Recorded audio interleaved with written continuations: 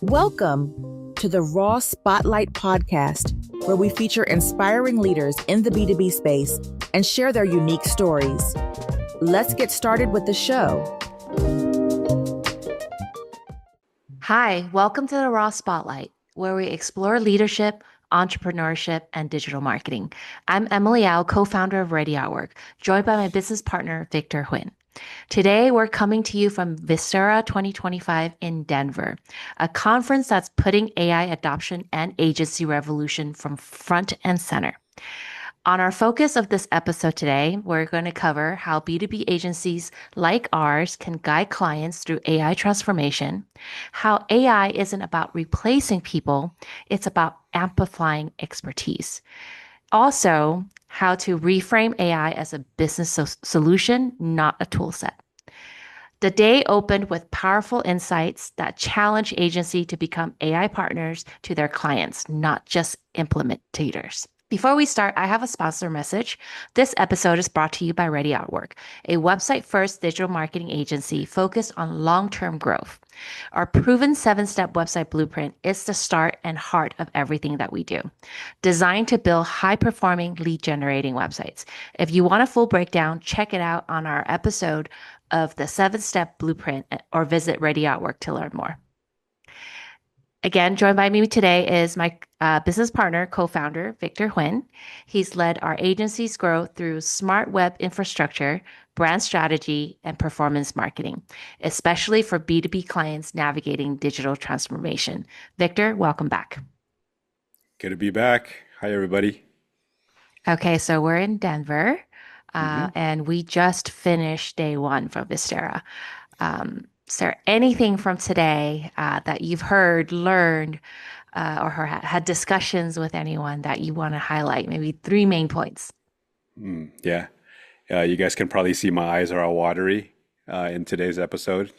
It was a long day. We covered a lot, starting from the history of AI down to, classifying where we are as an agency or as any business, right?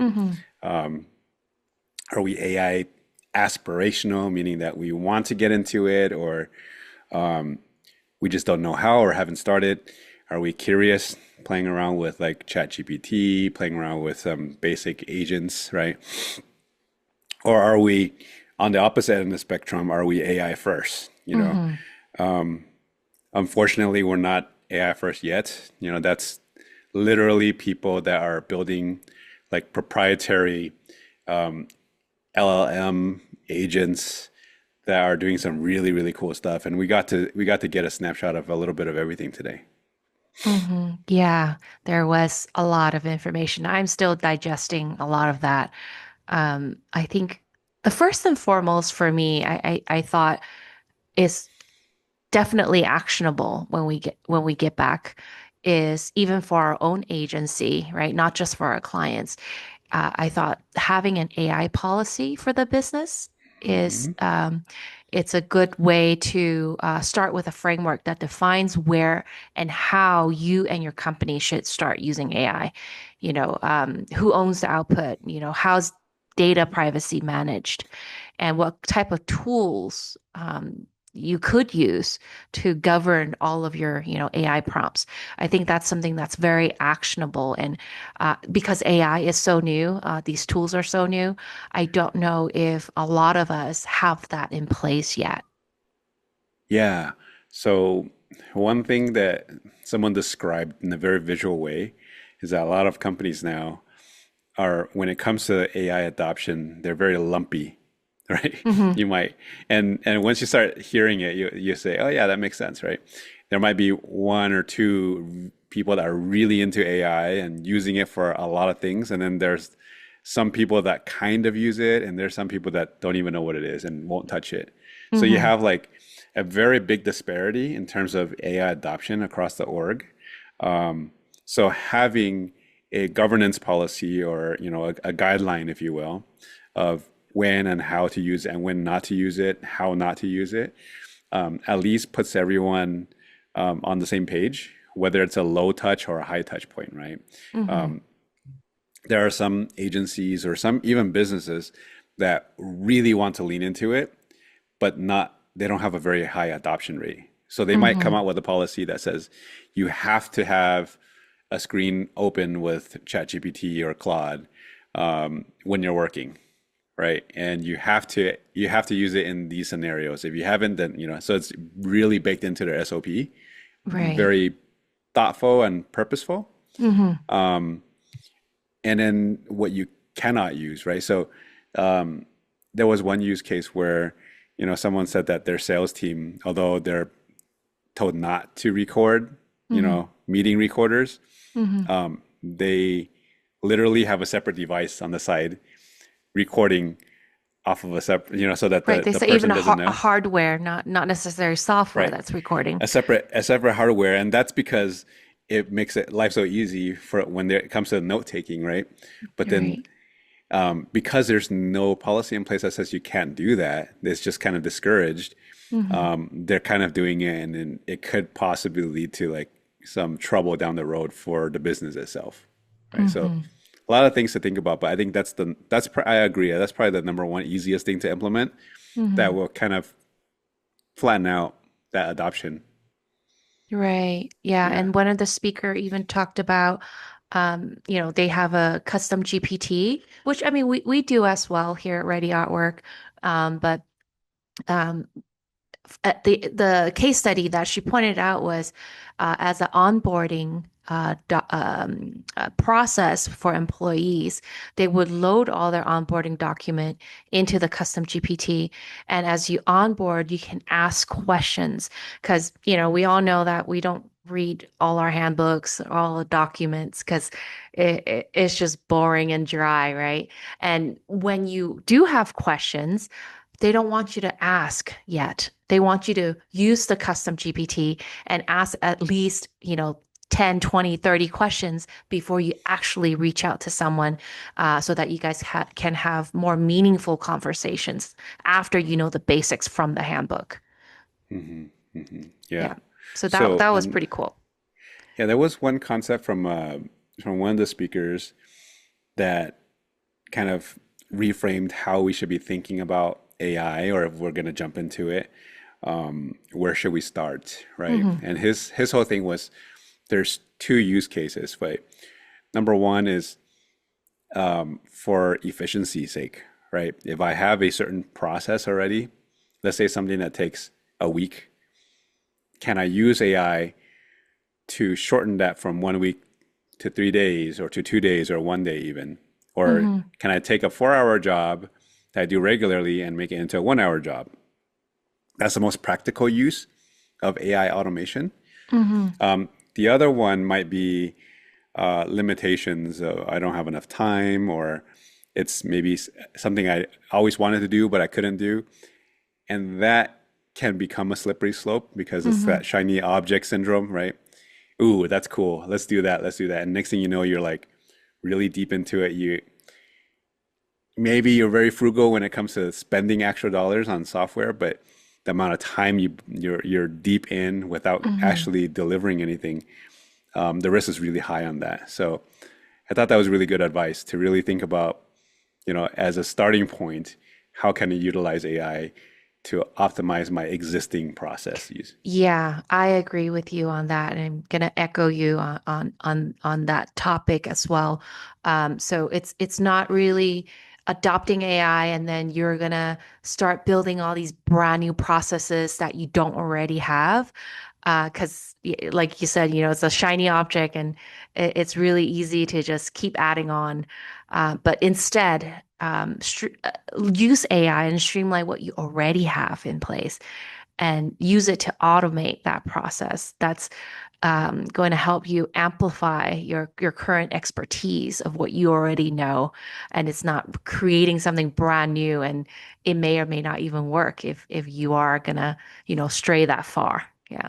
Hmm Yeah. hmm I think that's something that it's really good to keep in mind, whether it be for us when we return, when we're building some of our AI tools, or if, hopefully, in the future, if that's something that we can help our clients with as well.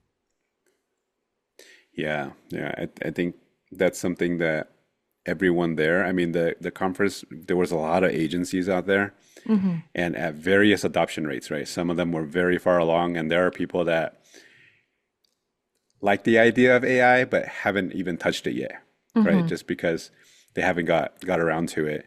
So it was interesting perspective to see how everyone's looking at it at a different rate.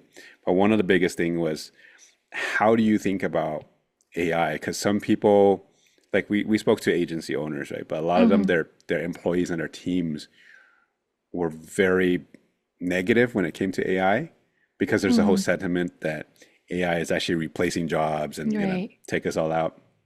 And one of the analogies was really like when electricity became adopted, the candle makers, they eventually ran out of a job, but that doesn't mean that there are no new jobs created, Mm-hmm. Mm-hmm. right? It's a changing of an era. Mm-hmm. And it's really a different way to look at it.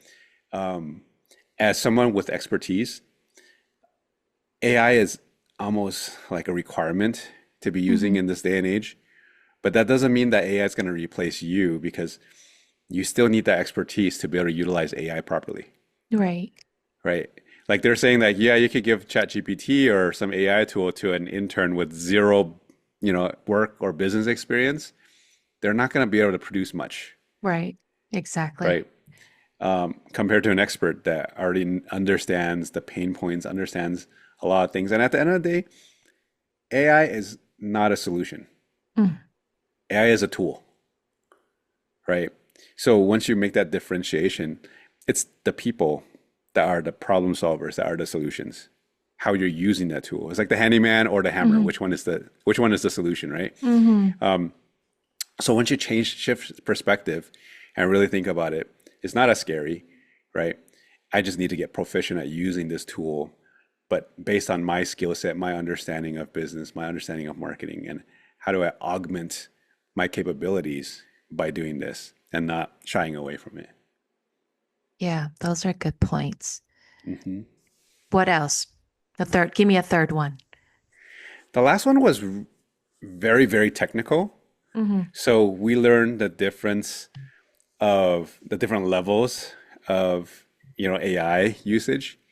So we went from basic prompt engineering and knowledge feeds, like agent mode, up to RAG. This is something that was kind of I know it's not a new term, but I wasn't very familiar with it in terms of the actual details. But retrieval augmented generation, right? RAG. Mm-hmm. So when you're using something like ChatGPT, for example, it has limited knowledge size that you can upload to it. You can give it Mm-hmm. some basic prompts and give it some background. But once it gets to a certain size, or a lot of people, the way they use it is they just use the open internet to kind of do research and pull information for Mm-hmm. them. And what that does is that creates a lot of hallucination, or it might not have the Right. full context. So RAG is when you have your business data, like for example, I have my CRM or I have my QuickBooks, right? There's Mm-hmm. safety issues, but there's safe ways to do it. Or I have my Google Docs with all my business information, and I use that as a source of knowledge. Mm-hmm. And then I lay that over to my Chat GPT that then uses that as a knowledge base to kind of do certain things. Like so the good example would be like an HR handbook. If you have your HR handbook policies, some people have simple ones, some people have like 100-page ones. If Mm-hmm. you say, hey, with a RAG setup, pull from this data, and an employee goes in, it'll know that this is Ready Artworks holidays. This is Mm-hmm. Ready Artworks PTO policy. Mm-hmm. This is the types of benefits. Like this is our 401k program, and this is how it works, right? Versus just going to, if you go to ChatGPT and you ask, hey, what's our holiday off at Ready Artwork? Unless it pulled it out somewhere, unless we have that holiday listed on Yelp or something, they wouldn't know, right? Right. So that's RAG. Mm-hmm. And then there's agentic RAG, which takes it a little bit step further, right? So you have Mm-hmm. your main agent, and it's able to connect with different tools now. So Mm-hmm. typically with the RAG, it's just your typical ChatGPT conversations, right? But with agentic RAG now, you could say, well, aside from doing that and pulling from my business information, I want you to go into my sales process and I want you to connect to Gmail and write me a draft of an email, right? And then shift that and then send something over to Google Drive and then run that on Zapier. And, so you have one master that's talking to a bunch, like in old school electronics, you have master slave, right? So it's set up almost like that kind of a structure. So it's another step up, more advanced, right? Then we got into like mini LLMs where you literally host your own LLM. Yeah. Because the big ones like chat, they're huge, right? But even with one company, one brand, you won't have that much data, so you can host your own, and that's where you get the benefits of security. You could do a lot more advanced things for more, I would say, bigger company applications, where they have a large data set, and they would want something that maybe a RAG or agentic RAG is not strong enough to handle. Then you would go into like mini LLMs and you host your own. So it was very technical, and we covered a lot. Yeah. For listeners that's not aware what LLM stands for, what does it stand for, Victor? Large language model. So you hear that a lot. Large language models. It's just a huge amount of data put together so that the systems can learn from it. Yeah. I have one last takeaway for myself, and then taking it the next step further from what you're talking about, Victor, is they called it the micro application, which this is brand new to me. I think even a couple of months ago, this isn't something that's doable yet. So I thought that was a really good tool that I think we can implement so that our clients can use this tool. So building on top of what you mentioned, so there's going to be the custom GPTs or these LLMs with custom scripts. So we could link it to our clients' Google Analytics, possibly even if they're on Klaviyo or ActiveCampaign or any other email system, we can link it there. There could be other sources of information to capture all that data. Now, all of this is going to be sitting on like NAN or a custom with custom NAN, right? Yeah. With custom GPT scripts and codes. So that's going to be really scary for a lot of people because the codes are there. You could mess it up, or if you don't know how to read certain things, you might not getting the answers that you want. But instead of we're going to put that on an underlayer, but we're going to build a micro application on top. So it has a UI UX for regular users to come in, and they're just going to ask questions on this top layer. The underlayer is going to do its job and then fetch and display that answer that they're looking for on this micro application. So for someone like us, like our agency at Ready Artwork, we can implement something like this. So if key stakeholders at a company is just wondering, what is our traffic like? The last 15 days, where do we stand on this keyword? They no longer need to email our account manager, right? And then our account manager will have to ask one of our SEO specialists, pull that data, and then chain that information back to the key stakeholder, and that could take days, depending on when the information is being requested. But instead, they're going to be able to get that information very quickly on a micro application. So I thought that was a really nice tool that I think we can, definitely implement, and it will help our clients, from the start. Yeah, 100%. If you just understand the structure, the applications are limitless. This is kind of like the beginning all over again websites, right? Yeah. There's so many things you can do. So imagine if it was a chat GPT, but specifically for your company, but not just that, for a certain department within your, like I was saying, HR earlier. It could be for the sales department. It could be for operations. It could be for just accounts receivables, right? And some of the things they do, and it's only fed with information and data and SOPs of that specific role. So you get really granular, And so that's why everyone's getting excited once they kind of start to understand a little bit about how all this stuff works. And one crazy statistics that they said was that the capabilities of the AI is doubling every 6 months. So you might build something now and it might not be great. In 6 months, it might be fixed, or it might be twice as fast or twice as powerful.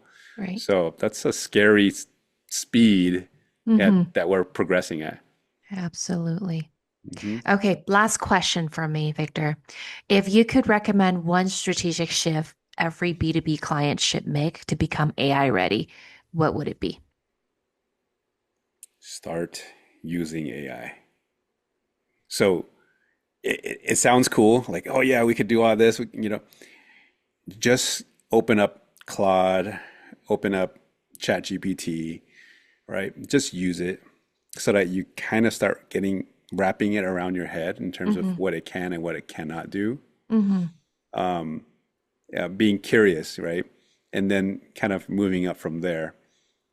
We've already been doing that for a while now. So we're starting to move towards like the more technical stuff, right?